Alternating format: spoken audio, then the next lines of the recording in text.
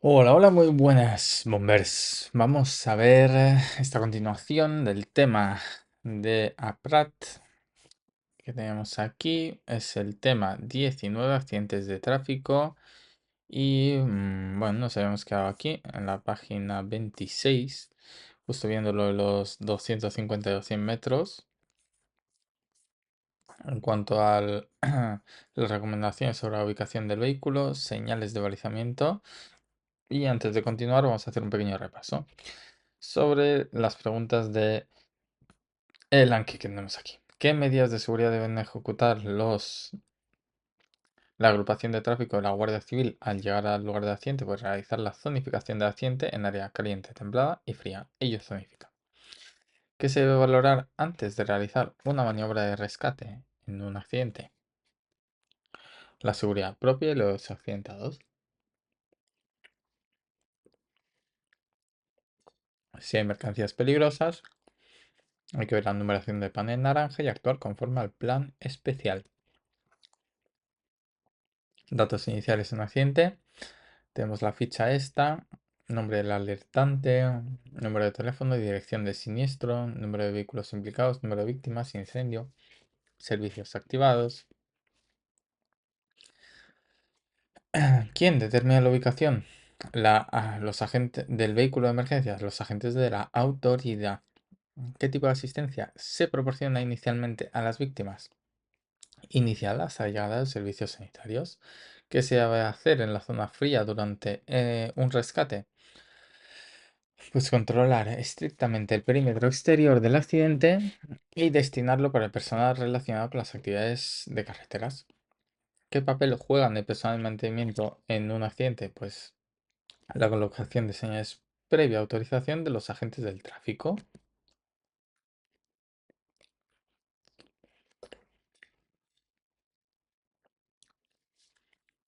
Los equipos de servicio de urgencia respecto a la circulación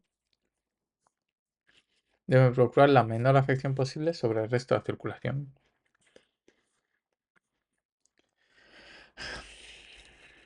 Si la prenda aprieta a las víctimas, la aflojas. De manera precipitada en un rescate se puede agravar el estado de las víctimas y provocar secuelas irrecuperables. Porque es imprescindible valoración sanitaria in situ. Las nuevas tecnologías vehiculares pueden enmascarar lesiones importantes. ¿Qué información se debe trasladar al resto de recursos movilizados? Toda la información del escenario y posible nivel de atrapamiento accidentado. ¿Cuál es el objetivo de la fase 1 del procedimiento unificado de rescate de accidentes de tráfico? El objetivo de la fase 1 es la atención a la víctima. Escenario. Fase 1, atención a la víctima. En realidad, el objetivo es escenario seguro de trabajo y realizar a la víctima la valoración primaria ADC de... Bueno, sí, es atención a la víctima, pero... a ver, vamos a ponerlo aquí más claro, ¿no? Es decir, el objetivo es...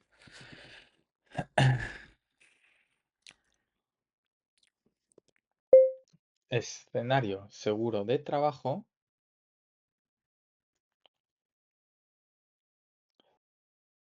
Valoración primaria A, B, C, D, E.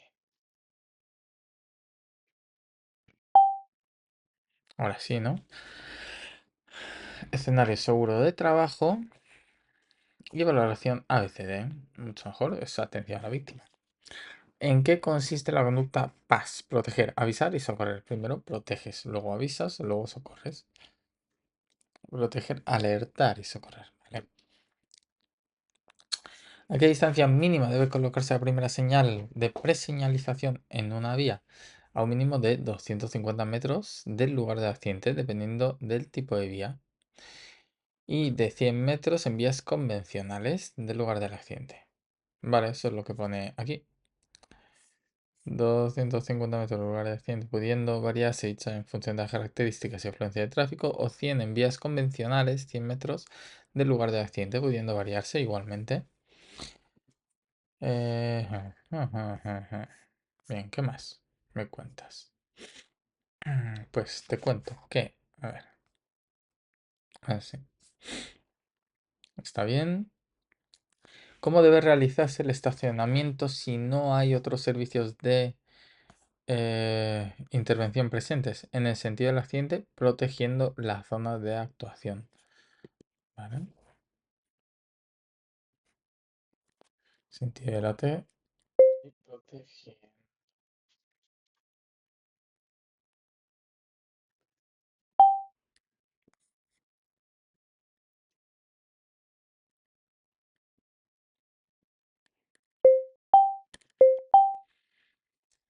Hmm, muy bien. Esto lo tenemos aquí. Si accediendo a retención, circulación total, respetar una serie de pausas. Bueno, voy a leer. Si el accidente ocasiona retenciones considerables en la vía, los accidentes de tráfico deberán disponer de componentes de preseñalización. eh, la cola de retención, si no fuera posible realizar por otro medio. Corte de circulación, solo en caso de que sea necesario, se realiza el corte por tiempo mínimo imprescindible. Y si la estimación del corte es considerable, se organizarán los desvíos alternativos. En base a lo anterior, se deben respetar una serie de premisas o pautas en el estacionamiento y ubicación de los distintos vehículos. Se estacionará el vehículo en dirección a distancia segura de los vehículos implicados en previsión de exposición, incendio u otros. Esta distancia debe ser valorada en cada caso. Realizar el estacionamiento se tendrá prevista la rápida incorporación a circulación. Vale, esto todo es un poco de sentido común, ¿no? Aparcar bien, protegiendo, para que luego te incorpores rápido, todo muy lógico. Si en lugar del accidente no se encuentran otros servicios de intervención, el estacionamiento se realizará en el sentido del accidente y anteriormente a los vehículos implicados, dando protección a la zona de actuación en vías desdobladas de dos o más carriles. En vías desdobladas, dos o más carriles. ¿Vale? O en el carril del sentido ocupado por los implicados en caso de vías convencionales. ¿Vale? Hombre, sí es lógico, ¿no? No vas a invadir el sentido contrario.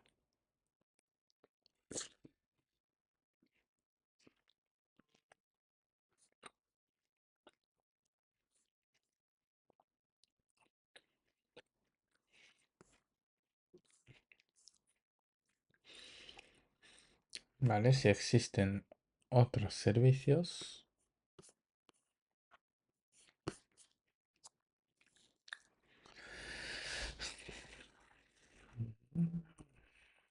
El estacionamiento se realizará por delante de los vehículos implicados próximos al borde de la calzada. Normal. Distancia segura. Rápida incorporación a circulación, procurando, vale, todo esto es muy de sentido común. En todos los casos se procurará señalizar adecuadamente y a la llegada de los agentes de fuerzas de seguridad se atenderá a sus indicaciones. Un poco todo lo que hemos visto. Vamos a ver qué nos dice Lanky. O se realice un corte total de la circulación, solo en caso necesario, por tiempo. Vale. ¿Qué distancia debe mantener al estacionar el vehículo en la intervención? Segura para todos los vehículos implicados en previsión de de la explosión o incendio. ¿Qué premisas se deben seguir al definir la ubicación de vehículos en un accidente? Y aquí ya nos vamos a la siguiente. Ubicación de los vehículos en un accidente. Vehículos de otros servicios. Como se ha mencionado al comienzo de este trabajo en accidente de circulación, al igual que los sectores que estamos analizando, tráfico, bomberos sanitarios, interiores de los servicios, que no es urgente, ¿vale? Para garantizar el éxito. Es conveniente que estos servicios conozcan perfectamente, ¿vale? A la hora de ubicar un vehículo, se dispone a asistir en un accidente de circulación, se traslada en todos los casos su estacionamiento espera instrucciones de la Guardia Civil. Fuera de la vía en lugar que no afecte, etc. Croquis de estacionamiento de vehículos. Es imposible definir las posibilidades, la premisa de seguridad vial, la seguridad...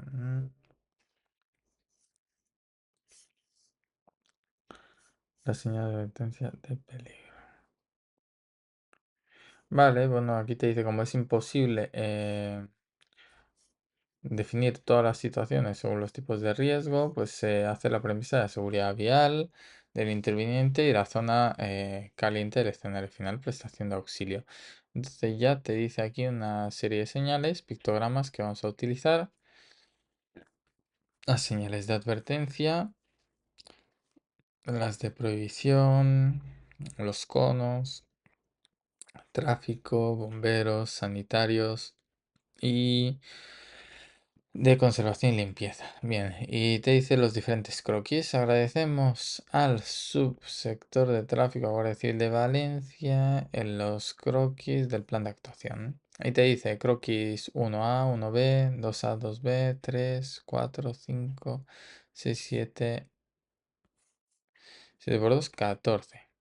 Vale, mira, aquí es donde se ve un poco el vehículo en diagonal, ¿ves? De bomberos. Croquis a vías de sentido único, accidente de carril derecho, sin presencia de los de tráfico. ¿Mm? Siempre el de bomberos, como es más voluminoso, se colocará un poquito así, más o menos en 30 grados, para proteger la zona y escupiendo hacia afuera una posible colisión. B. Presencia de todos los servicios. Bien, el de tráfico se coloca el primero, detrás de los de protección de bomberos. Estos son los de limpieza, aquí en el arcén para no estorbar en caso de que se choquen, que choquen primero este y luego estos. Claro, el de tráfico es el que más se ve y el que más miedo da, por eso está el primero. Y luego los demás de bomberos y sanitarios se colocan por delante. Bien. Y claro, se han colocado señales también, ¿ves? Vehículo accidentado es el uno, vehículo de conservación, agente, zona balizada, delimitando los vehículos. Perfecto. Ahora, claro, te lo hacen diferentes carriles, todo en caso de que sea una autovía, ¿no? De 2 carriles, tu autovía de 3 carriles. ¿Ves? Y aquí se corta, como está en el del medio, se cortan los dos. Vale, si está en el carril izquierdo, en este caso, mira, hay un bombero aquí señalizando. Me imagino que también estaba aquí. Sí, el bombero señalizando a la distancia del balizamiento. Y ya cuando está el de tráfico, pues se colocan los de tráfico. En el caso este de estar ahí a la izquierda, ¿no? Y el resto todo igual. En caso de estar en doble sentido, esto es vías de sentido único, 2 carriles. Vale, entonces, bueno, vemos aquí un poco lo primero que tienen que hacer si no están los de Guardia Civil, pues es balizar y colocarse un agente aquí, y colocarse también detrás del accidentado. Si estuvieran solo los de SAMUR, igual, ¿no? Se colocan antes y se ponen así a señalizar. Vale, y aquí ya cuando están todos. Vale, estamos en caso B. 3 aquí en la de doble sentido. Vemos que es lo mismo, pero tratando de no invadir el contrario. Vale, aquí lo mismo, el guardia civil se coloca atrás y delante también. Otro croquis que ocurrió aquí. Vías de doble sentido, uno en cada sentido, accidente de carril izquierdo, sentido contrario a la marcha. Vale, entonces en este caso, ¿qué pasó con los bomberos? Que han venido, bomba urbana pesada, ha venido desde aquí, ¿no? Desde el lado izquierdo, entonces ha entrado y se ha colocado. Igual en diagonal 30 grados, pero se ha colocado un poco extraño, o sea que se debería haberse colocado para allá, ¿no? Siguiendo el sentido de la marcha, ¿ves? Lo lógico es que expulsen hacia allá, siguiendo mi ratón. Y aquí lo normal sería, si vienen por aquí, que lo expulse hacia allá. Pero bueno, se ha colocado un poco extraño. Vale, aquí ya está bien. Aquí tenemos sentido único, más 2 carriles, corte total, sin presencia de AGT. Vale, igual se colocan. En este caso ya cortan toda la vía. Y aquí lo mismo, corta toda la vía. Y aquí los bomberos se colocan en un carril y en el otro, expulsando. Y nada, bien. A ver qué ocurre aquí. Uf, esta es bastante complicada, ¿no? Bastante comprometida. Aquí tiene que haber 2 bomberos, uno señalizando atrás y otro delante, porque hay doble sentido de circulación y los dos sentidos están cortados. Bueno, y aquí cuando viene la Guardia Civil, pues se empieza a encargar de todo. Y un vehículo y el otro más atrás. Perfecto. Bueno, pues ahí lo hemos visto todo un poco. Y luego la mención especial es a los accidentes en la zona central de la calzada o carriles. Vale, claro, esto es una carretera convencional, ¿no? De doble sentido y se ha producido en el centro. Será de especial recomendación inicialmente el corte total de la circulación, por supuesto. Una vez asegurada la zona, se valorará la apertura de circulación, siempre respetando la zona caliente de intervención, que si es esta, pues ojo. Si la estimación de corte total de circulación es considerada, se organizarán caminos alternativos. Vale, este accidente que vemos aquí es este último, el 7A y B, ¿ves? Cortar los dos, pues bueno, tienes que cortar totalmente. Aquí y aquí. Y aquí pues lo hace la Guardia Civil.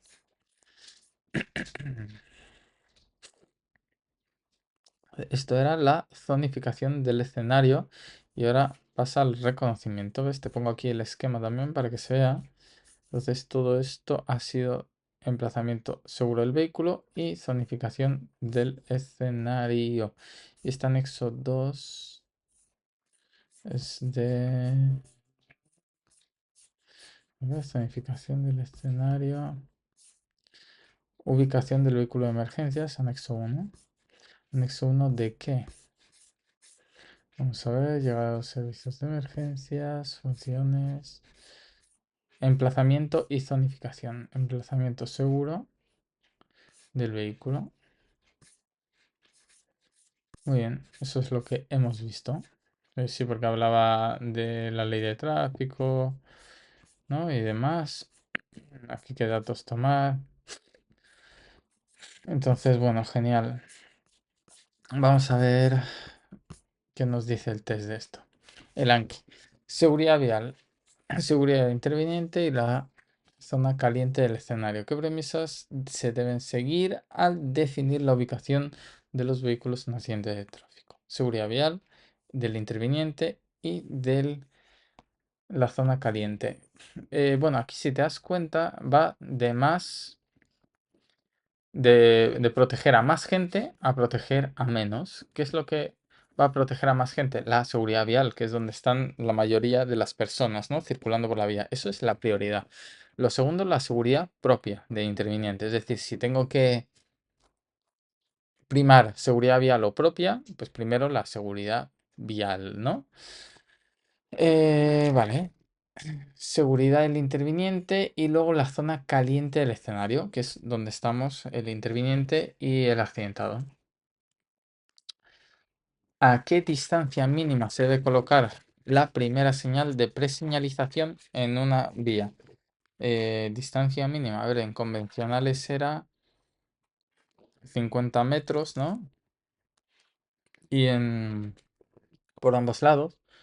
Y luego 100 metros si estaba en un único sentido. Pero luego te hablaba de lo de los 200 y 100 metros en convencionales, entonces 250, perdón, y 100 metros. A un mínimo de 250 metros del área de accidente, dependiendo. Preseñalización. Colocar una primera señal de preseñalización. Vale, esto es que hay un accidente. Hablamos de primera señal de preseñalización. Debe estar lejos.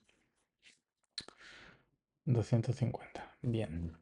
¿Cómo debe realizarse el estacionamiento si no hay otros servicios presentes? En el sentido del accidente, protegiendo la zona. ¿Dónde deben estar estacionados los vehículos que asisten en un accidente de tráfico? ¿Dónde?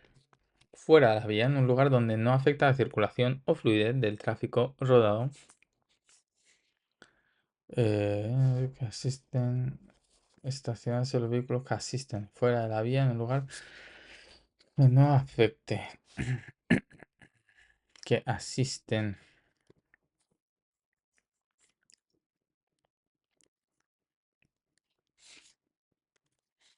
Y voy a poner entre paréntesis mantenimiento.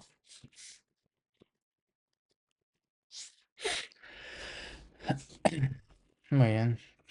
¿Qué servicios intervienen en un accidente de tráfico, además de la agrupación de tráfico, la Guardia Civil, bomberos sanitarios? Pues otros servicios cuya actuación no es urgente, pero es necesaria coordinar. ¿Qué se debe evitar? A ver, esta es fácil. Debe evitar al estacionar vehículos en un accidente de tráfico. ¿Qué se debe evitar? Pues destruir o recoger pruebas del accidente. Vale. ¿Cuál es la función de los elementos de balizamiento en un accidente? Indicar el peligro y guiar la circulación, especialmente en horario nocturno. ¿Dónde se sitúa la ambulancia en relación a las personas lesionadas? Próxima a las personas lesionadas. ¿Qué vehículo proporciona protección y auxilio al vehículo accidentado? El vehículo de bomberos. ¿Qué, qué señal se utiliza en caso de no existir efectivos de bomberos señalizando el accidente? Señal de peligro indefinido icono. A ver, 4. Y a ver de dónde se saca esto de la mano.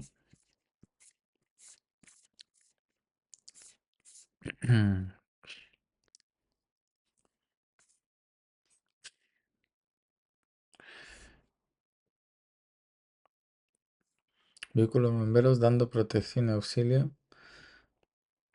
Ambulancia, efectivo de bomberos señalizando en el sentido. Zona de balizamiento. Señal de peligro indefinido. Icono. En caso de no existir efectivo de bomberos. Preseñaliza. Señalizando. Oh, qué bueno. No me había dado cuenta yo de esa.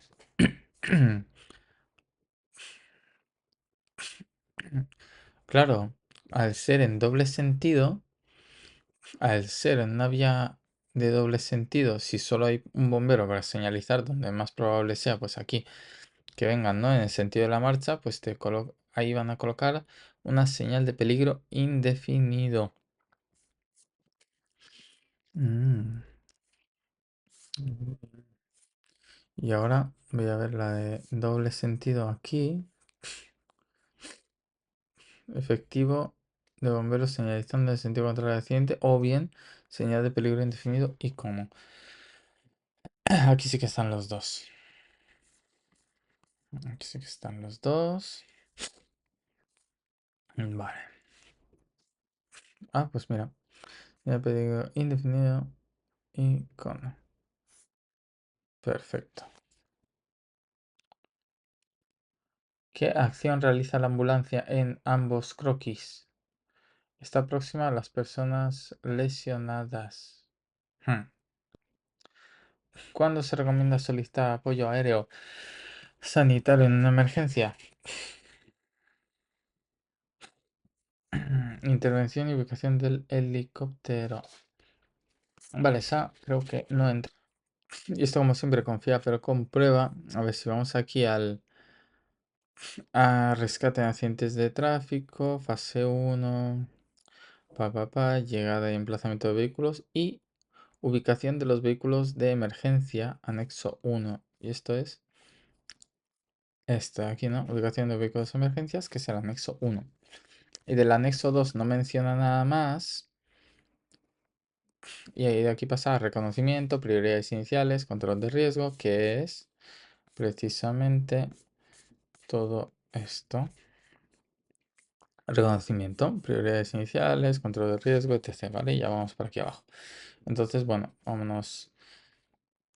Vamos a anular esta. Desde inicio de asistencia a identificar la prioridad. A ver, lo voy a dejar porque no está mal saberla. ¿Qué se debe organizar si el corte total de la circulación es considerable? Desvíos alternativos, por supuesto. ¿Qué se debe valorar una vez asegurada la zona del accidente? La apertura de circulación respetando la zona caliente y seguridad de los intervinientes. ¿Quién decide si existen garantías suficientes de seguridad antes de la aproximación del helicóptero? El piloto. Vale, venga, dos preguntas dejamos. ¿Qué se debe hacer inicialmente en accidentes en zona central de la calzada? Cortar totalmente, por supuesto. Se debe priorizar al identificar combustibles en un rescate. Y ahí ya empezamos en reconocimiento. En los combustibles inflamables, como la gasolina y el GLP. Claro, eso es clave, ¿no? Saber combustible del vehículo. Vale, empiezo a leer. Fase de reconocimiento constituye unas fases fundamentales en el desarrollo de todas las operaciones. Reconocimiento será la primera tarea una vez que el área esté protegida.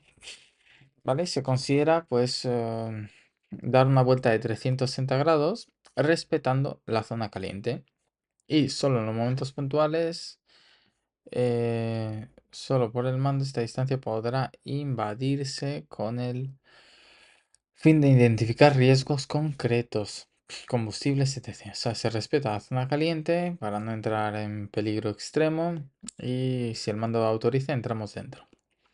Bien, esta vuelta de reconocimiento consiste en la mayor parte del equipo y de manera obligatoria el mando de intervención y los sanitarios para intervenir. Conviene que la haga la mayor parte del equipo, claro, para verlo. En ellas se va a establecer dos líneas de trabajos. Una parte del equipo de rescate con el mando, ¿vale? A su cabeza va a identificar todos los riesgos que pueden comprometer el trabajo seguro de los rescatadores o complicar el estado de los heridos. Fundamentalmente deberá identificarse en primer lugar el combustible del vehículo. Claro.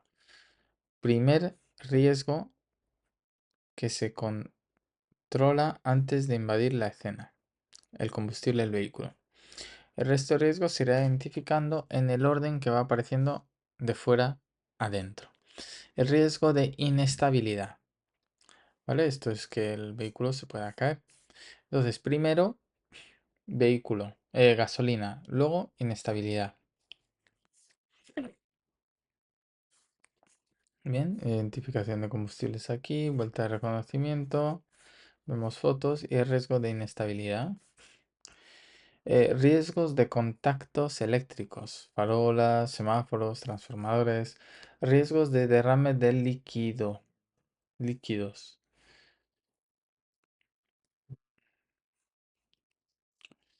Vale, para no resbalarse, aceite o cualquier cosa de estas. Riesgo del resto de los vehículos desprendidos a causa del impacto, cristales, espejos, etc. Y cuando controlemos los riesgos, se debe identificar los posibles riesgos interiores de los vehículos. El airbag, fundamentalmente. Se identificará el número y ubicación de todos ellos, de la misma forma que el airbag de cortina, los pretensores y el riesgo de rotura de los cristales. Bien, normalmente los buenos conductores tenemos una hoja del vehículo donde te pone donde tiene todo. Esto hay que llevarlo aquí, en la,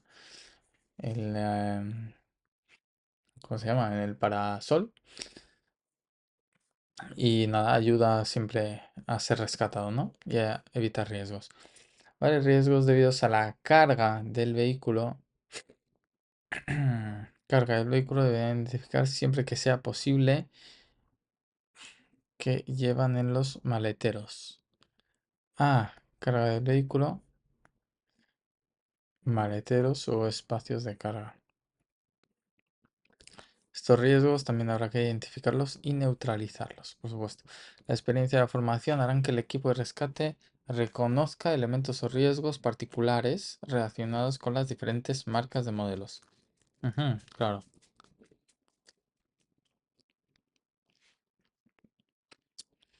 La batería, respaldo, sillones eléctricos, cristales.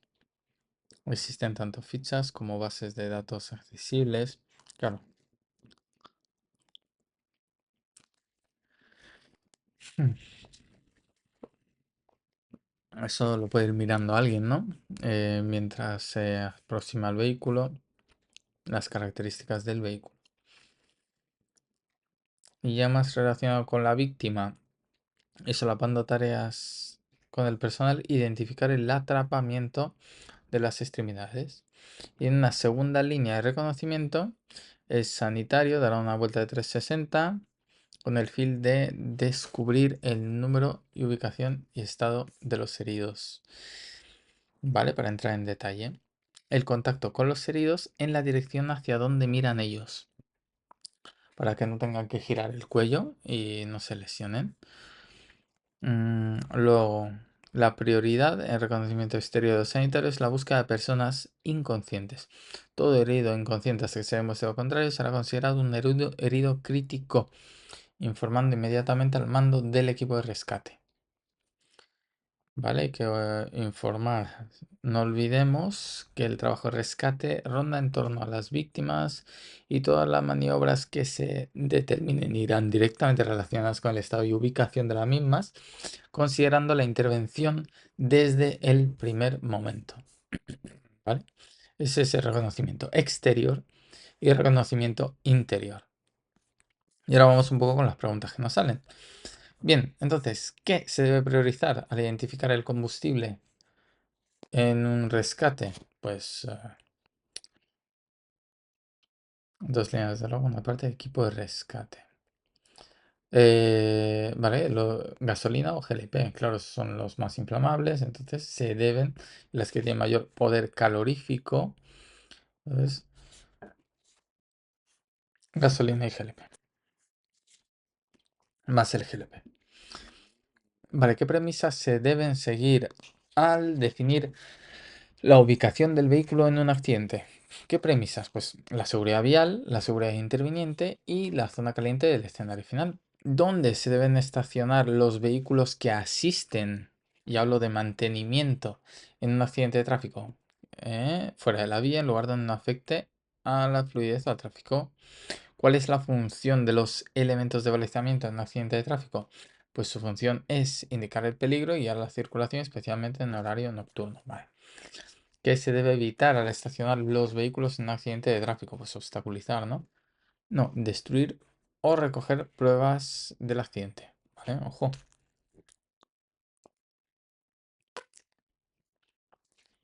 ¿Quiénes deben participar obligatoriamente en la vuelta de reconocimiento? El mando de la intervención y los sanitarios que van a intervenir.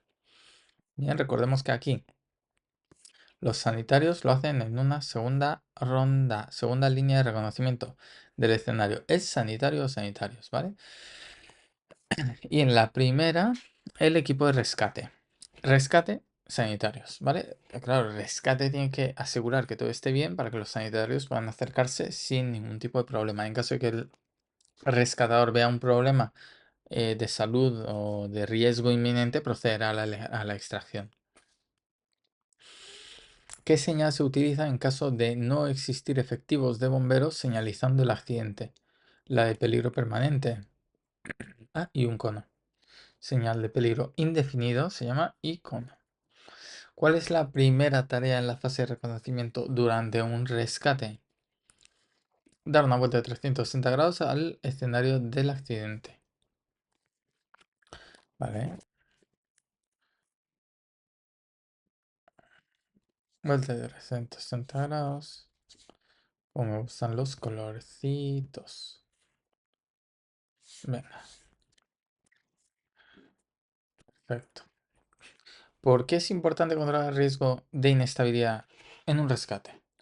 Bien, porque cualquier movimiento puede agravar el estado de los heridos, claro. ¿Qué más me cuentas? ¿Qué debe identificarse en primer lugar durante el reconocimiento en un rescate? El combustible del vehículo, claro. El principal riesgo. Plop. ¿Qué riesgos pueden causar los restos de vehículos desprendidos tras un impacto? Pues pueden generar tropiezos, caídas, etcétera. ¿Qué riesgo está relacionado con los pretensores de los cinturones de seguridad? Pueden activarse inesperadamente, claro. ¿Qué se debe identificar después de controlar los riesgos exteriores de un accidente de tráfico? Los posibles riesgos interiores.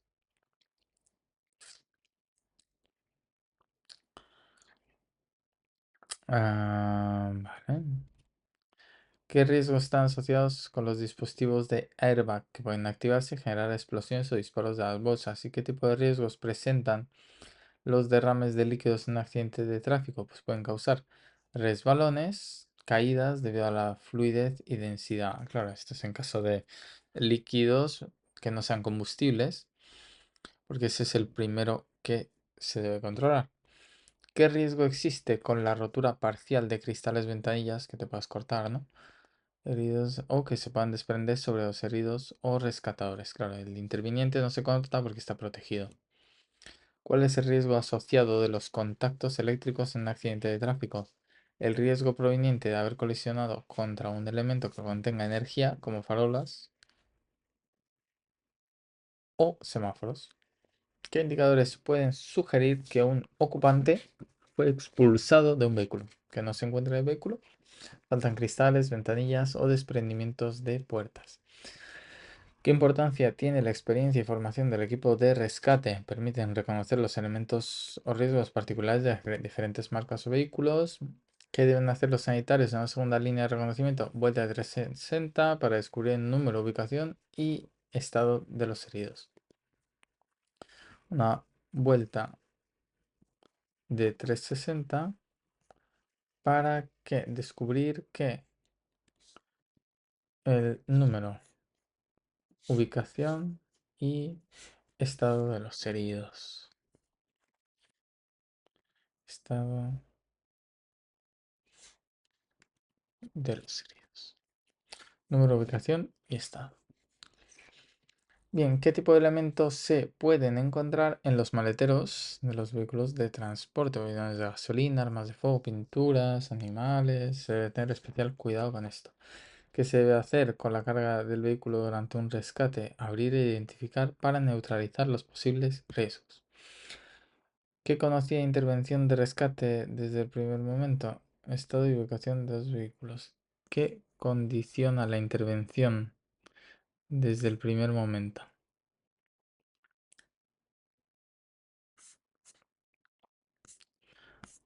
A ver, ¿qué condiciona la intervención desde el primer momento? El contacto de los heridos, búsqueda de personal, todo herido inconsciente. ¿De dónde sale esto?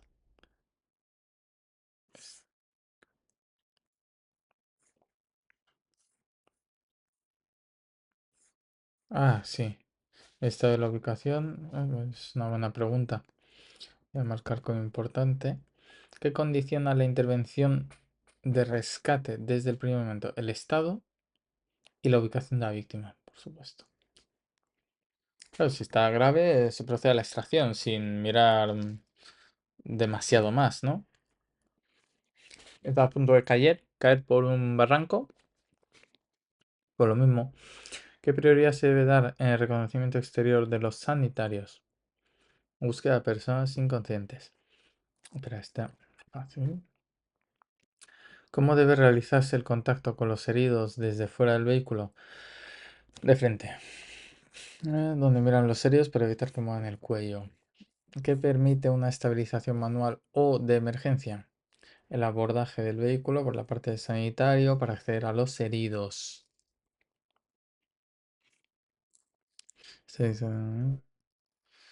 Muy bien. ¿Qué debe hacerse inmediatamente al encontrar un herido inconsciente? Informar al mando de rescate para acceder al vehículo lo antes posible. ¿Qué se considera un herido crítico? Todo herido inconsciente hasta que se demuestre lo contrario. ¿Qué dispositivos existen para evitar la generación de restos de cristales? ¿Qué dispositivos existen? Pues lo vamos a ver ahora. Ahora bien, yo quiero añadir aquí una más que me parece así interesante, que no me la ha añadido, que es el reconocimiento número.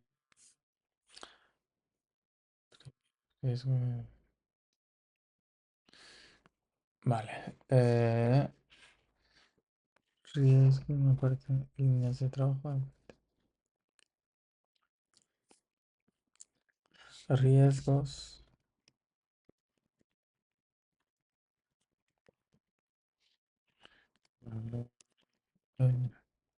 Equipo de rescate. Riesgos iniciales que valora el equipo de rescate. Y ahora voy a poner el número.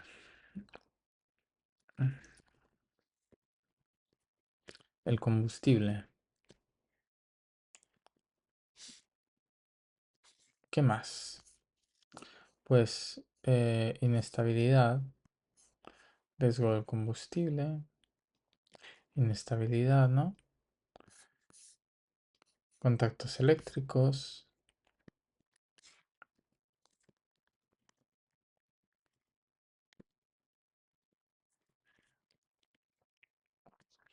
además de contactos eléctricos tenemos derrame de líquidos,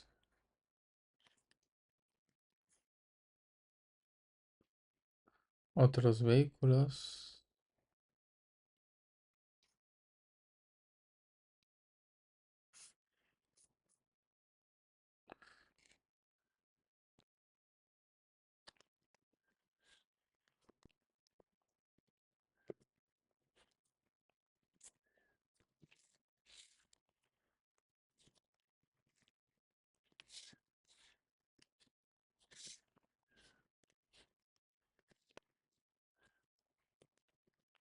airbags, pretensores,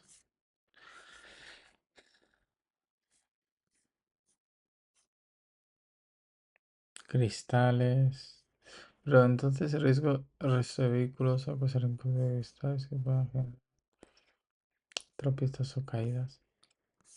Cristales lo opuesto. Carga del vehículo.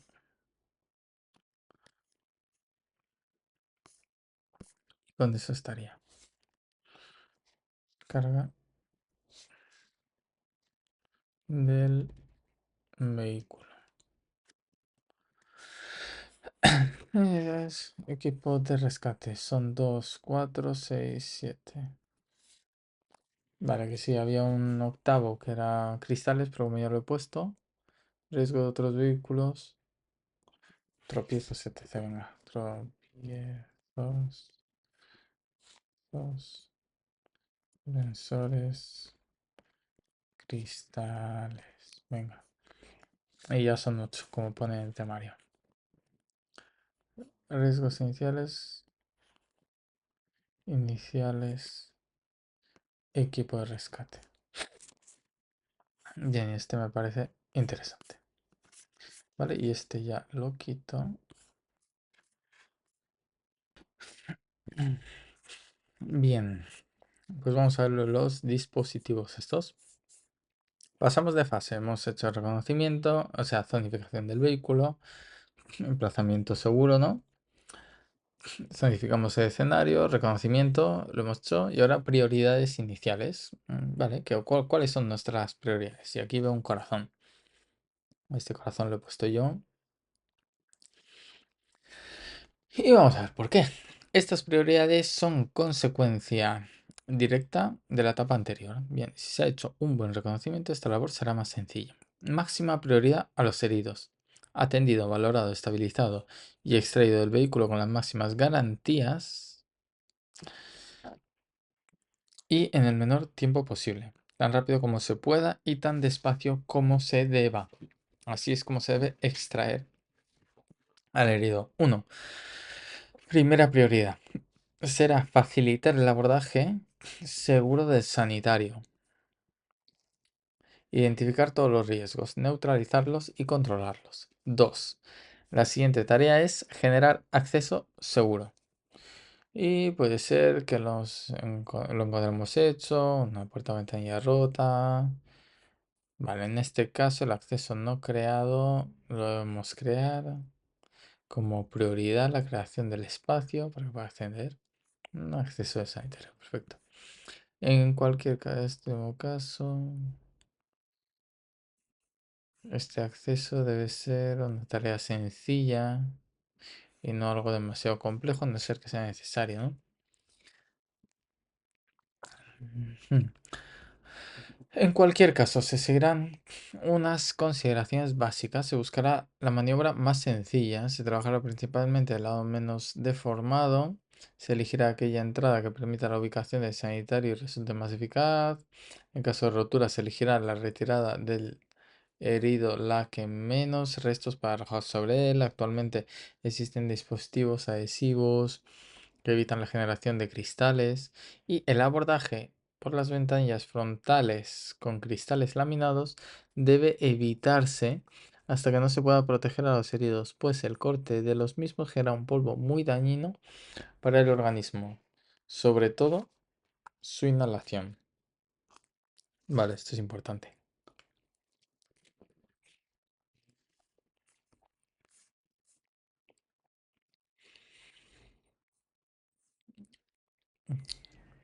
Si el sanitario debe entrar al vehículo, se debe estabilizar. Como última etapa de estas prioridades iniciales hay que subrayar la determinación del estado del herido y el nivel de atrapamiento. Lo llevamos haciendo. Lugar de herida y nivel de atrapamiento, o sea, desde el primer momento. Información que debe recoger el sanitario en los primeros minutos, pero apartada de niveles de atrapamiento. Vale, y listo. Pues vamos a ver entonces qué más. ¿Qué dispositivos existen para evitar la generación de restos de cristales? Dispositivos adhesivos que son indispensables en el tratamiento de cristales. ¿Qué se debe priorizar al identificar el combustible de un rescate? Pues gasolina y GLP. ¿Cuál es la primera tarea en la fase de reconocimiento durante un rescate?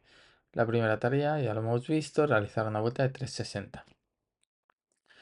¿Quiénes deben participar obligatoriamente en la vuelta de reconocimiento? Los sanitarios. El mando de la intervención y los sanitarios. Mando y sanitarios. El mando de intervención y los sanitarios. ¿Qué se va a hacer? ¿Qué deben hacer los sanitarios en una segunda vuelta en la línea de reconocimiento? Pues para identificar el número de ubicación y estado de los heridos. ¿Cuál es la máxima prioridad en la fase 1 de atención a la víctima? Atender, valorar, estabilizar y extraer al herido del vehículo con las máximas garantías y el menor tiempo posible. Atender, dice.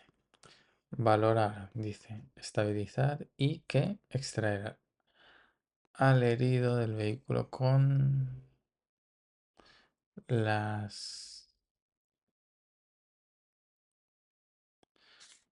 máximas garantías y el menor tiempo posible. Atender, valorar, estabilizar, extraer. Atender, valorar, estabilizar, estabilizar y extraer.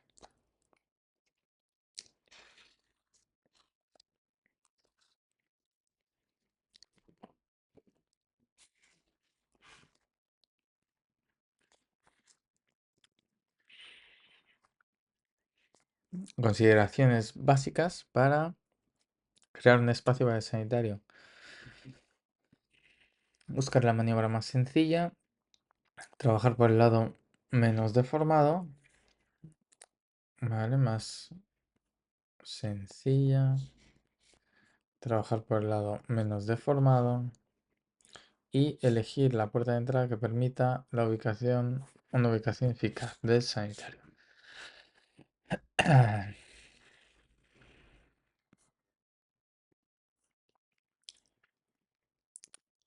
Vale, maniobra más sencilla, por supuesto. Lado menos deformado. Ubicación eficaz del sanitario. ¿Qué se debe considerar un herido crítico? El inconsciente. Hasta que se muestre lo contrario. ¿Qué prioridad se deben dar en el reconocimiento exterior de los sanitarios? ¿Qué prioridad se debe dar en el reconocimiento exterior de los sanitarios? La búsqueda de personas inconscientes. ¿Por qué se debe evitar el abordaje por las ventanillas frontales con cristales laminados? Porque es tóxico hasta que no se ponga mascarilla, ¿no? El corte del mismo genera un polvo de vidrio muy dañino para el organismo, especialmente al inhalarlo. Bueno, se debe evitar hasta que se proteja.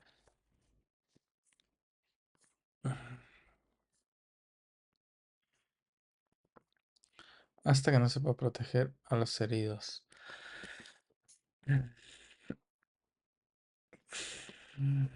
¿Por qué se debe evitar el abordaje por las ventanillas frontales de cristales laminados hasta que no se pueda proteger a los heridos?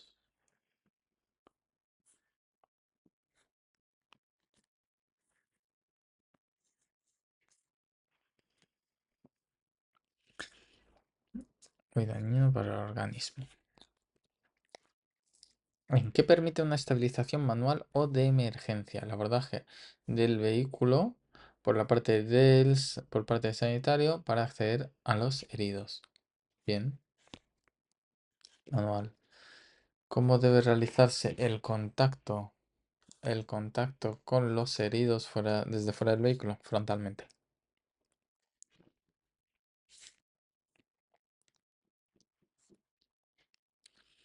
¿Qué debe hacerse inmediatamente al encontrar un herido inconsciente?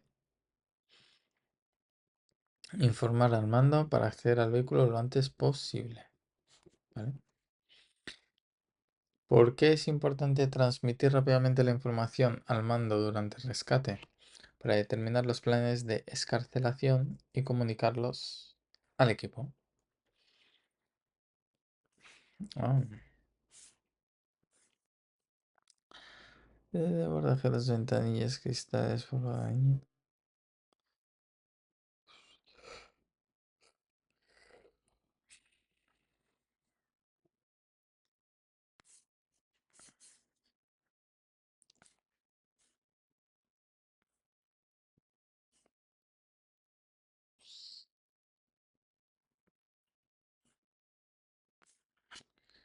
Para determinar los planes. Transmitir rápidamente la información al mando. ¿Y dónde pone aquí mando? Pero con el fin de que puedan determinar los planes de descargación y comunicarlos. Ah, vale. Y comunicarlos en menor tiempo posible. Vale. ¿Qué tipos de estabilización pueden realizarse antes de entrar al sanitario? Manual, ¿no? De emergencia, básica o definitiva. La emergencia sujeta su momento manualmente, la básica o la definitiva para hacer todo, dependiendo del tiempo. ¿Qué diferencia hay entre seguridad activa y pasiva? Y a ver, ¿dónde está? Básica o una definitiva. Si esto de series lo permite. ¿Qué diferencia hay entre seguridad activa y pasiva? Bueno, vamos a comprobarlo. Ahora nos vamos aquí al control de riesgos. Bien, control de riesgos. Y nos habla del sistema airbag, activo y pasivo. Activos son todos los sistemas, componentes de mecanismos que puedan ayudar a prevenir los accidentes. Por ejemplo, el ABS, control de tracción, estabilidad, ¿vale? Seguridad activa y la pasiva. Es una vez producido el accidente que reduce las consecuencias del mismo. Vale, control de riesgos. El airbag es un sistema SRS de retención suplementario y suplementa al principal, que es el cinturón de seguridad. Ya lo sabemos. Surge en Estados Unidos desde hace varios años. Los ingenieros están incorporando nuevos airbags. El tipo de colisión es importante. Muestran aproximadamente la mitad de los accidentes graves o accidentes ocupantes y heridos se producen en la parte delantera del vehículo. En estos casos, las fuerzas afectan al vehículo de frente o de forma oblicua. En un tercio, a parte izquierda, bueno, esto, sin más. Lo, o no, a ver, yo qué sé. Tercios se implica principalmente en la parte izquierda, derecha del vehículo y un porcentaje menor colisión se produce en la parte trasera o el vehículo llega a volcar. Vale, frontal 51, traseros 14, vuelco 2 con 8 y lateral 32. Lo principal es frontal, lateral que es casualmente donde más veo. Y trasero poco, vuelco nada.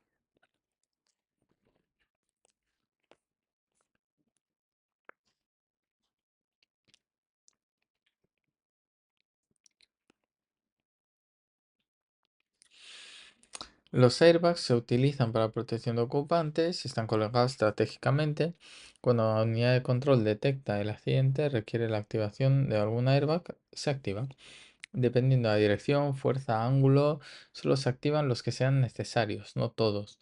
Además, la unidad de control de los airbags informa del accidente a otros sistemas del vehículo. Esta información se utiliza, entre otras cosas, para desconexión de la batería en aquellos vehículos que lo lleven y este se activa al activarse el airbag. Vale, vemos un choque frontal. A ver. Vale, llevamos casi una hora. Estamos aquí con este tema de ahora control de riesgos. Y aquí lo más importante es quedarse con un claro esquema mental de esa secuenciación que hay que hacer, ¿no? Y bueno, ¿qué más viene aquí sobre el control de riesgos? Pues no me molestes durante una hora más. Ay, tipo de colisión. Vale, lo hemos visto. Aquí la mayoría frontal, luego lateral, luego trasero y luego vuelco. La situación del impacto, unidad de control de los airbags. Vale, en choque frontal, los pretensores. Es posible que se activen únicamente los pretensores y los airbags frontales. Choque frontal oblicuo, pueden activarse pretensores. Frontal lateral, pueden activarse airbags laterales, airbags de cabeza, pretensores de cinturón. Cuando un automóvil sufre un accidente a más de 30 kilómetros por hora, todo lo que sucede en la bolsa del airbag es en un brevísimo espacio de tiempo alrededor de 150 milésimas de segundo en los airbags delanteros y de rodilla y de 75 milésimas de segundo en el airbag de cortina lateral y de cabeza. Vale, bueno, sí, datos importantes, ¿no? Interesantes. ¿Qué pasa entonces con este airbag? Si se va a más de 30 por hora, el frontal a 150 y el otro a la mitad, 75. Frontal más lento, el lateral, como estoy más cerca, tiene que ser más rápido, 75 milésimas. En el caso de que no haya activado, pues supone un riesgo importante para los primeros intervinientes. En la mayoría de los sistemas de airbag, la activación del detonador no depende únicamente del tiempo transcurrido desde el impacto, sino que interviene una serie de factores como son la velocidad del vehículo, aceleración, tipo de choque, frontal oblicuo, bla, bla, bla. El componente de un airbag, pues los elementos son el contactor espiral, que es el elemento que proporciona una conexión eléctrica ininterrumpida en el detonador y el cojín y la unidad de control. Contactor proporciona contacto. El testigo de avería, imprescindible en un sistema en el que el mal funcionamiento puede provocar serias lesiones de los ocupantes. El testigo. Bien, la zona de alimentación y tensión. Esta zona, los conectores, sin embargo, el disparo, en caso existe alto riesgo de corte de suministro eléctrico, bien por la destrucción de la batería. El disparo del airbag debe garantizarse durante toda la duración de la colisión, alrededor de 120 milésimas de segundo.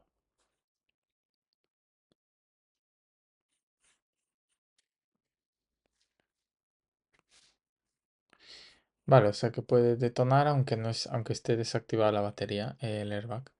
Amplificador y filtro. Es el encargado de preparar la señal que viene del sensor de aceleración para que pueda ser examinado por una unidad de control central. Zona AD. Su función es modificar las señales eléctricas analógicas para transformarse en señales eléctricas digitales para poder ser procesadas por la unidad central. AD. Su función es microprocesador y memoria de almacenamiento. El cerebro, unidad central de las memorias de almacenamiento. Vale, zona de potencias. Poder detonar los airbags. Esta señal va desde los 12 hasta los 35 vatios. Y la otra para el testigo de averías. Esta es la zona de potencias. Vale. ¿Qué diferencia hay entre seguridad activa y pasiva? Bueno, espérate que estaba yo aquí con el watchdog. Es que han llamado a la puerta y ya me han descentrado. Zona de potencias, 12 a 35 kilovatios. Watchdog. Controlar. Se encarga de controlar y verificar las funciones internas de la unidad central para evitar errores de funcionamiento. Y si lo hay, activa el testigo de averías. Activará testigo de averías. Y desconecta el sistema de airbag. Si está activado el sistema de averías, se está desactivado. El testigo de averías está desactivado el airbag. Pues información importante.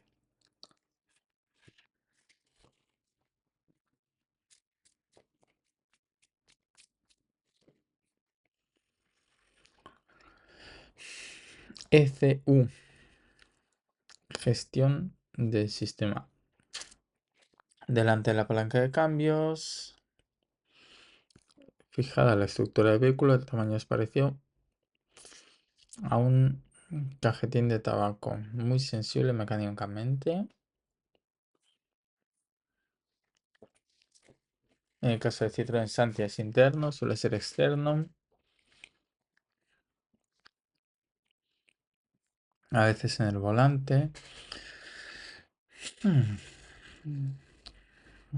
Debe ir en una zona firme el vehículo para poder registrar con exactitud los datos del impacto y permitir su fácil sustitución, porque después de cada impacto se recomienda sustituir incluso con la base airbag no haya saltado.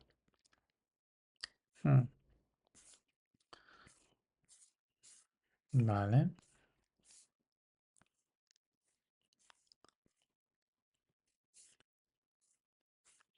La unidad de control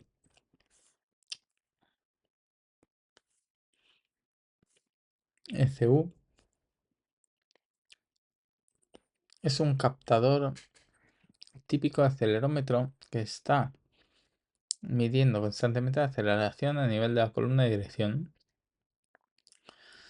La mayoría van alojados junto a la palanca de cambio y encima del túnel central del vehículo, por ser esta zona estratégicamente estudiada para ser el centro de gravedad y el punto más cercano a este.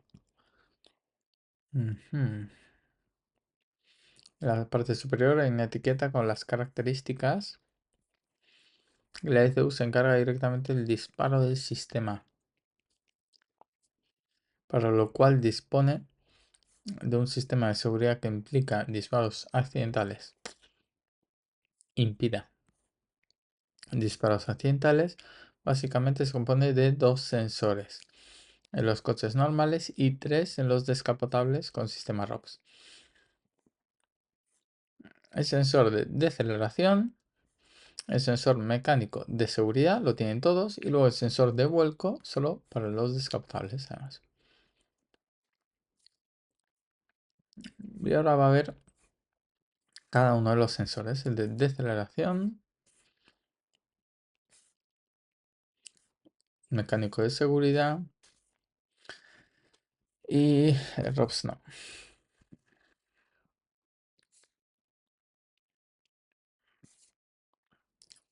Vale. Aquí seguimos con el tema de airbags. Cachis. Tiene chicha la cosa. A ver, el sistema de deceleración va integrado en la unidad de control. Y se trata de un sensor piezométrico capaz de convertir la deceleración mecánica en señales eléctricas. Así, en un impacto con fuerte deceleración, la inercia que actúa sobre el sensor modifica la señal de salida, indicando a la central con toda precisión la velocidad de impacto y deceleración que se provoca. Ahí está el ejemplo gráfico. Muy sensibles a radiaciones electromagnéticas. ¿Vale? Como móviles o la cercanía de central eléctrica, aeropuerto. Este motivo se instala un sensor mecánico de seguridad. Hmm. O sea, que haya el de deceleración, pero que coincida con el mecánico, por si acaso, ¿no? Entonces, ¿el mecánico qué hace? Externo o interno, se pueden, se suelen montar dobles en la caja frontal o cerca de las torretas de amortiguación. Ajá. ¿Dónde se suelen montar? En el frontal o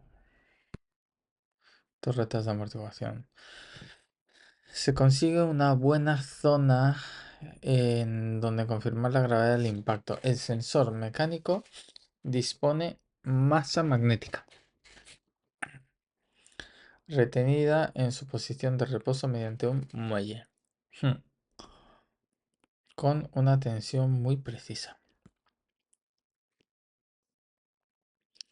Masa mecánica, muelle, perfecto.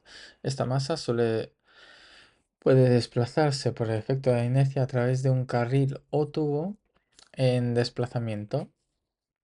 Consigue cerrar unos contactos RID, que son unos contactos muy precisos que se emplean en el sistema de alarma para detectar vibraciones, aperturas. El sensor mecánico tiene que estar siempre acompañado de un montaje del sistema de airbag para evitar en bruscas frenadas pequeños golpes al aparcar.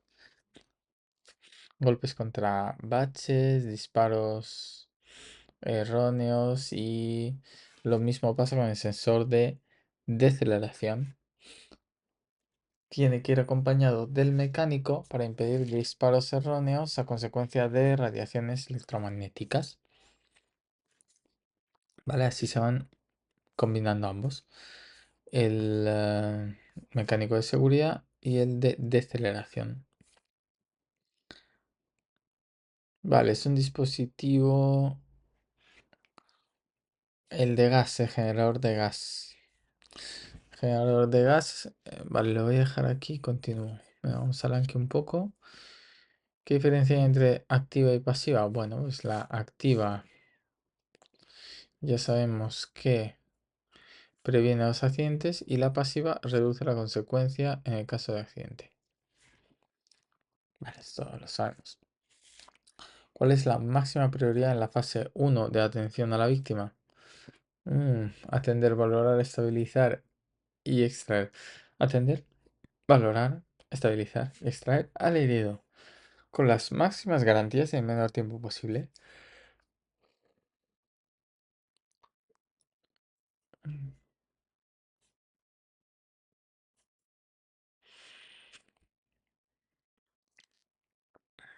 Y nuestra primera prioridad es facilitar el abordaje y la segunda, generar el acceso seguro. Atender, valorar, estabilizar y atender. ¿Qué consecuencias básicas se pueden seguir al crear un acceso para el sanitario? Se debe buscar la maniobra más sencilla, trabajar por el lado menos desfavorable y una ubicación eficaz del sanitario. La más sencilla, frontal,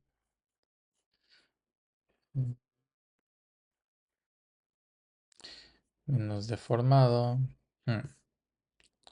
y entrada eficaz. Muy bien. Porque es importante transmitir rápidamente la información al mando durante un rescate, pues para determinar los planes de escarcelación y comunicarlos al equipo. ¿Qué tipo de estabilización puede realizarse antes de la entrada del sanitario al vehículo? Manual. De emergencia. La manual es la de emergencia, la básica o la definitiva. Vale. ¿Dónde ocurren aproximadamente la mitad de los accidentes graves? En la parte delantera del vehículo. Hmm.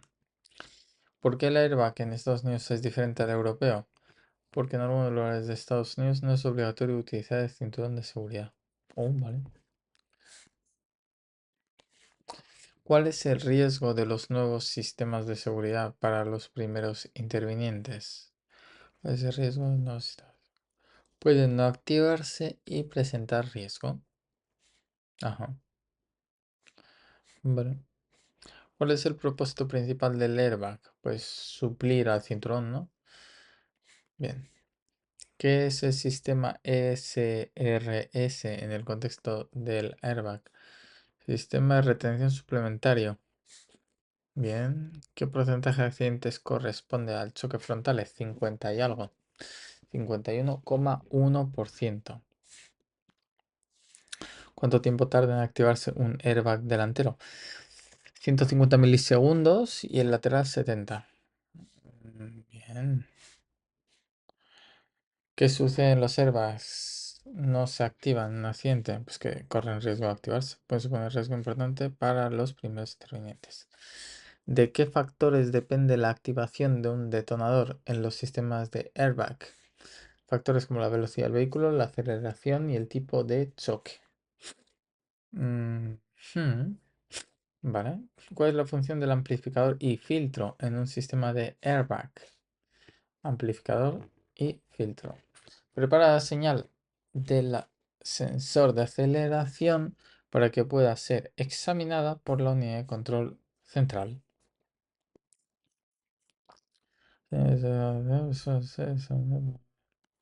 Prepara la señal del sensor de aceleración.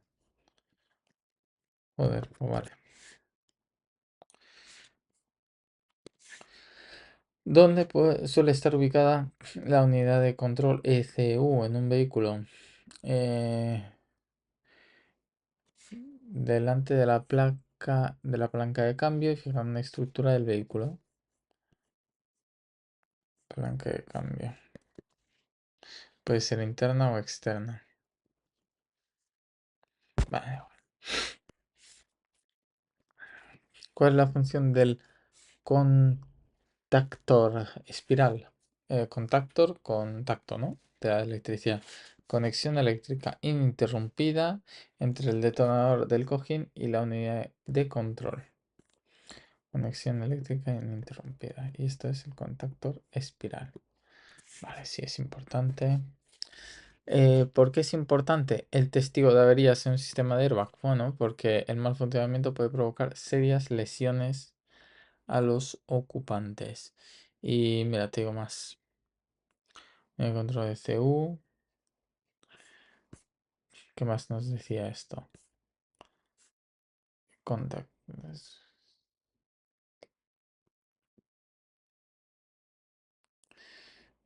Mm,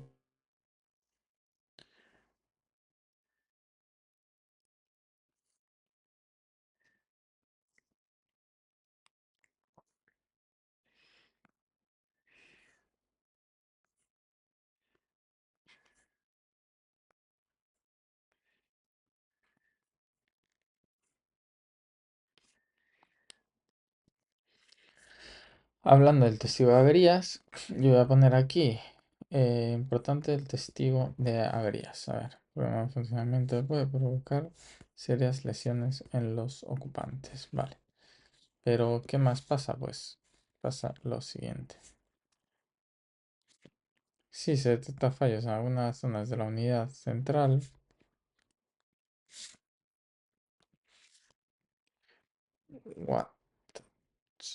Watchdog activará el testigo de averías, desconectará el sistema de airbag. Esto me parece interesante. Unidad central.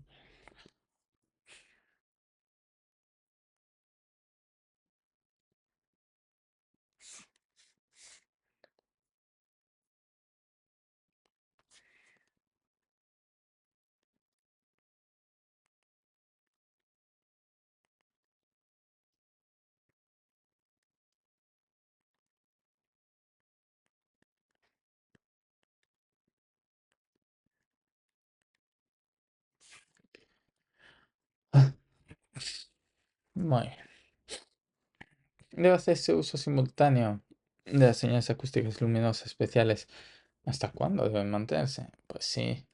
Y deben mantenerse ambas hasta la completa detención del vehículo. Ambas. Pero luego se mantienen las luminosas. Eh, riesgos iniciales que valora el equipo de rescate. Ah, esta es la mía, ¿no? Sí, sí, sí. El combustible, la inestabilidad, los contactos eléctricos de otros vehículos, los tropiezos, etc., los servas, pretensores, cristales y la carga del vehículo. Bien, está bien. Uy, parece que me quedan cuatro. Porque ya estoy acabando, ¿no? A ver, ¿por dónde ando? Vale, sí. ¿Y luego qué? Y luego me queda... Uf. Me parece que queda poco, pero bueno. Vale.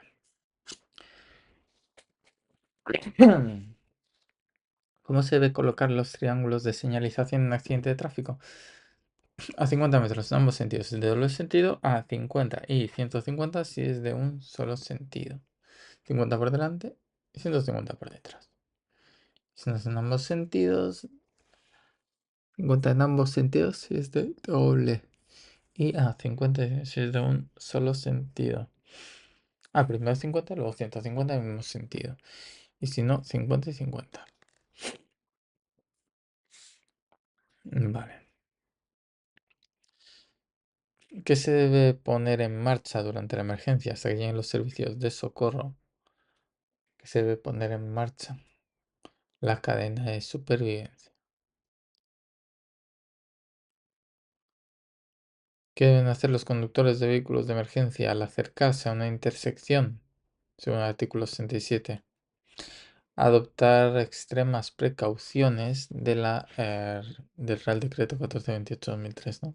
Y asegurarse que no existe riesgo de atropello a peatones. Claro.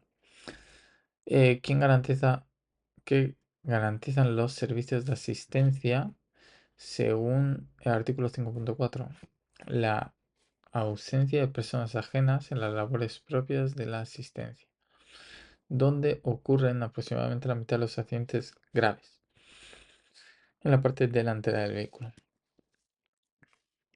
Con la función del contacto respiral en un sistema de airbag dar contacto, conexión interrumpida entre el detonador del cojín y la unidad de control, donde suele estar ubicada la unidad de control ECU en un vehículo, delante de la palanca de cambios y fijada a la estructura del vehículo. Delante de palanca de cambios, fijada a la estructura del vehículo, ¿vale? La ECU, delante de la palanca de cambios y fijada a la estructura del vehículo. ¿Por qué es importante el testigo de averías en un sistema? Bueno, pues porque el mal funcionamiento puede provocar serias lesiones a los ocupantes. Si detecta fallos en algunas de las zonas de la unidad central, el watchdog activará el testigo de averías y desconectará el sistema de airbag.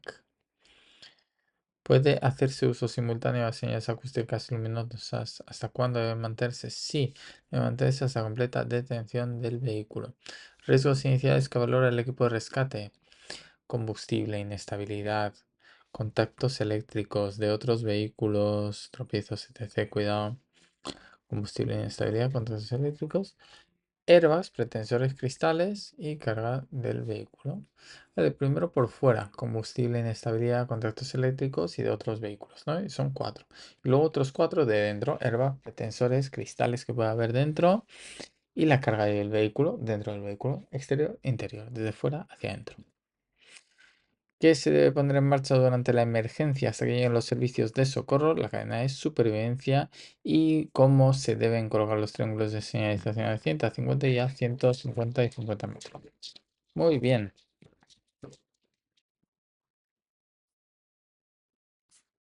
Bien. Terminado esto, vamos al siguiente. Esto siguen siendo preguntas cortas. Comenzamos a estudiar. ¿Por qué se instala un sensor mecánico de seguridad? Para evitar disparos erróneos a consecuencia de radiaciones electromagnéticas. ¿Vale? Y se combinan ambos, ¿sí? Bien. ¿Qué función tiene la ECU en el sistema de airbag? Bueno, la ECU se encarga directamente del disparo del sistema, gestionando las señales de los de los sensores para activar airbag en caso de colisión.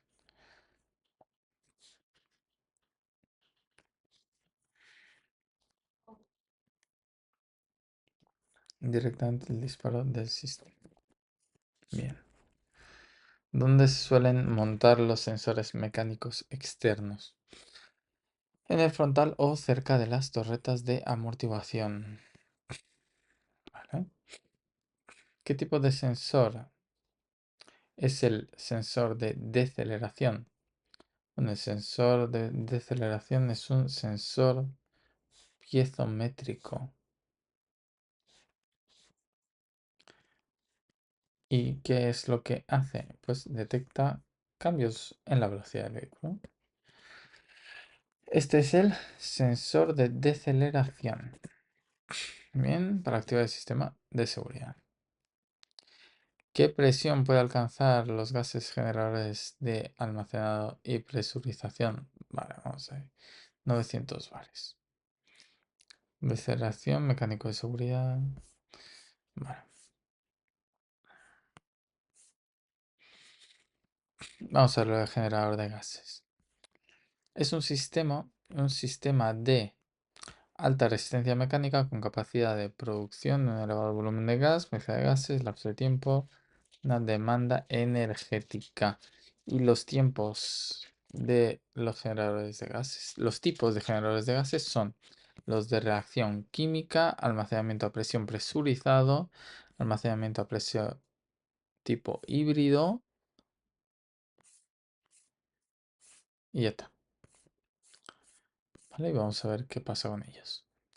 Vale, los de reacción química, 99% son nitrógeno. Vamos a ver cómo funciona. Es un elemento peligroso de sistema de airbag porque en su interior se encuentra un material explosivo capaz de inflar el cojín hinchable en un breve espacio de tiempo. El material explosivo son unas pastillas de nitrógeno nitruro sódico capaz de generar a través de su combustión una gran cantidad de gas, siendo un 99% nitrógeno. Entre las pastillas propulsoras se encuentra el detonador que se encarga de activar la ignición de las pastillas cuando recibe la señal de la unidad de control. Dicha señal provoca un arco voltaico tipo a las bujías de encendido en el interior del detonante donde se encadena la combustión del detonante. Vale, la unidad de control, la ECU, y aquí la vuelvo a mencionar, ¿ves? La unidad de control. Unidad de control, esta ya sabes que es la ECU.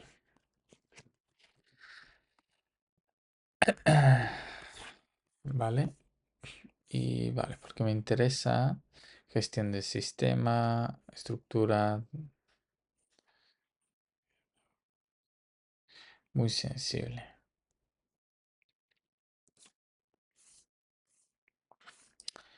Vale, con este tipo de generador tenemos que tener en cuenta que en caso de colisión brutal en la que pueda romperse el envase de acero de alta resistencia, quedará al descubierto las pastillas de nitruro sódico que son reactivas al agua y altamente tóxicas. ¿Vale? Filtro de metal, el detonador, carga de combustible, las pastillas de nitruro y la apertura de salida. En la actualidad nos los podemos encontrar de una etapa o de dos etapas. Airbag de una etapa. Airbag de dos etapas. Este es de una y este de dos, con dos detonadores.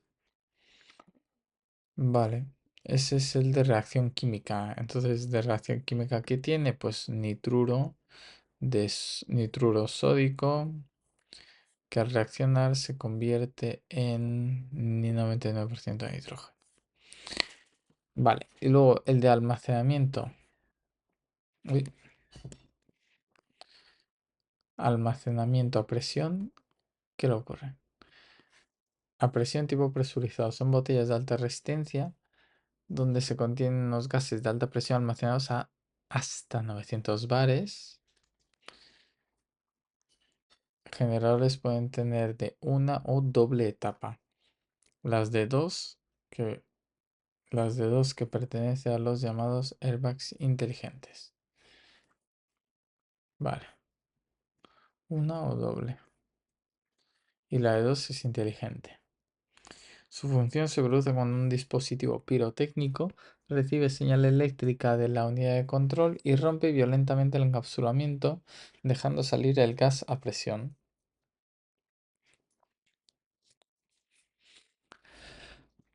Vale, este es más sencillo, ¿no? No se produce aquí nada extraño, sino que tenemos gas a presión, se rompe el dispositivo pirotécnico, que recibe señal eléctrica, ¿no? Rompe violentamente el encapsulamiento, pum, y se llena con gas a presión. Sin embargo, este de la reacción química, pues ya vemos que se produce primero una reacción química, que es la que produce el gas que crea el nitrógeno. Poco más peligroso, ¿no? Por el tema de que no se detone, luego se queme el nitruro o reacciona con el agua, bueno. De almacenamiento tipo presión. Vale. A presión tipo híbrido. Estos generadores son los más usados en los airbags laterales y de cabeza, por su tamaño reducido, su fiabilidad y su adaptabilidad. Además pueden estar separados por bolsas de airbag. Se llaman híbridos porque se componen de dos compartimentos diferentes, tanto en volumen como en contenido. En uno se extrae el combustible y en otro se aloja el gas a presión. Vale, tenemos un detonador, la carga detonante, carga combustible, filtro de metal y las aperturas. Para que filtro para que no entre carga combustible, vale, se detona, pum, y entra el gas. Vale, cuando el comportamiento del combustible recibe la señal eléctrica a la unidad de control, se produce un aumento de la presión perforando a través de una punta metálica el compartimiento de gas saliente, conducción metálica hasta la bolsa de aire. Generador de híbrido no detonado es este. Etapa 1 detonada. ¿Vale? Y aquí ya hay movimiento de gases. Y etapa 2 detonada más movimiento de gases. Detonado 1 como combustible 1, presión, pum, apertura de salida. Ajá, vale. Bueno, pues ya lo tenemos. Híbrido está el almacenamiento, almacenamiento a presión tipo híbrido, almacenamiento a presión tipo presurizado, 900 bares nada menos. Este es el que te pega mayor hostia, seguro. Y el de reacción química. Vale, esos tres. Vale. Y luego te dice bolsa de airbag.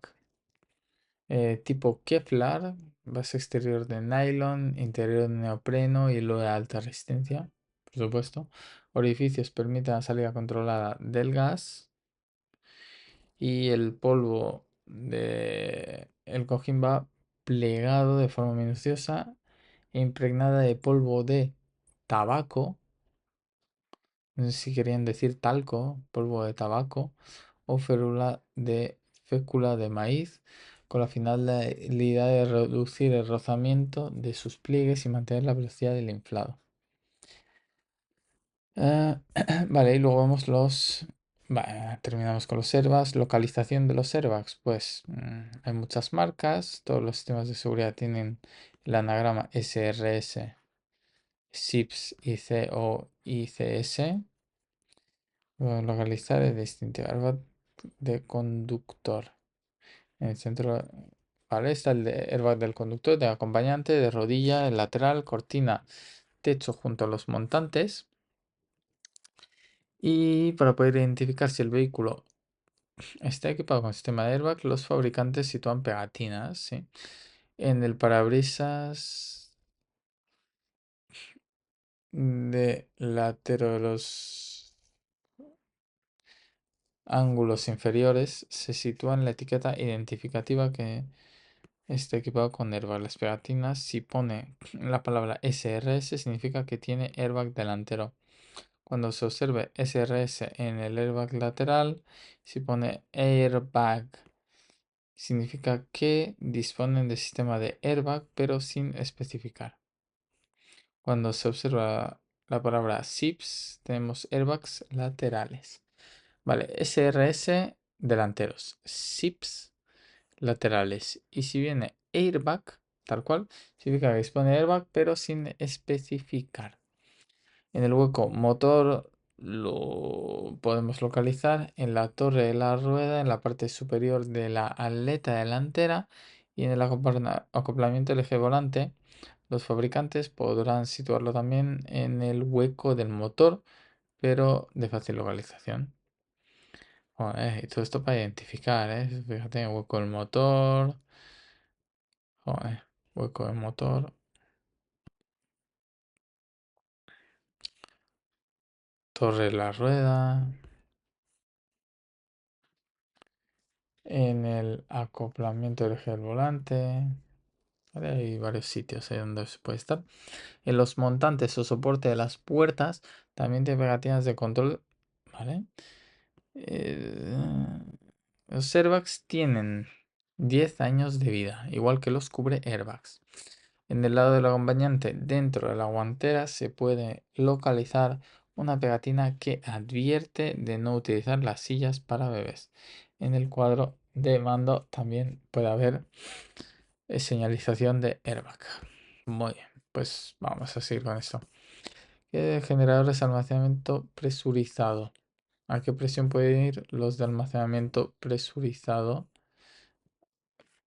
De almacenamiento a presión tipo presurizado. Alcanzar los generadores de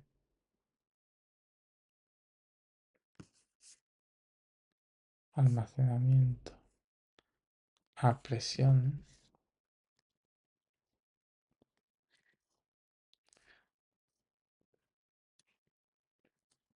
tipo presurizado 900 bares.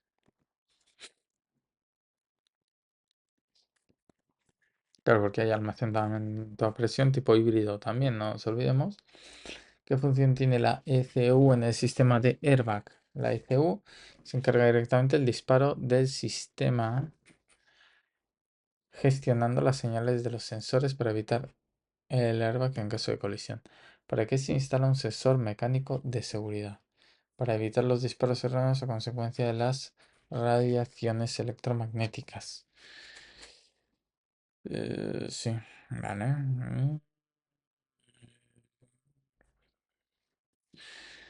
¿Qué tipo de sensor es el sensor de deceleración?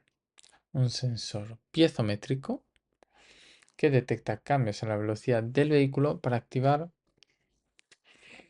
el sistema de seguridad. Piezométrico. Sensor de deceleración. Y luego está el mecánico de seguridad. Pues son muy sensibles, señor de deceleración.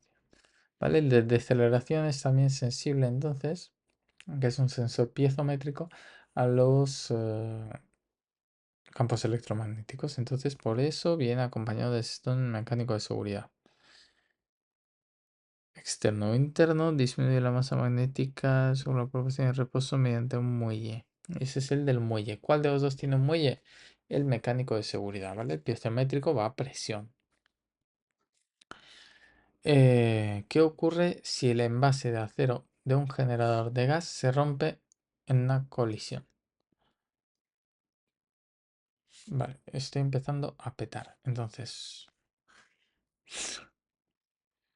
vale, como lo mejor es abandonarlo en la cima, yo creo que voy a cortar aquí esta clase. Nos quedamos en el generador de gas y vamos a ver cómo sigue esto del generador, porque hay que interiorizarlo un poco. A ver, no era difícil, pero cuando la neurona ya peta, pues mejor parar y vámonos. Vamos a vernos en la siguiente clase, justo aquí, con el Anki que ya hemos leído y contestaremos y seguiremos para terminar con este tema que nos queda nada y menos. ¿Vale? Nos quedan como 7 páginas, o sea que poquito. Venga, la siguiente lo tenemos. A tope a seguir estudiando emergencias.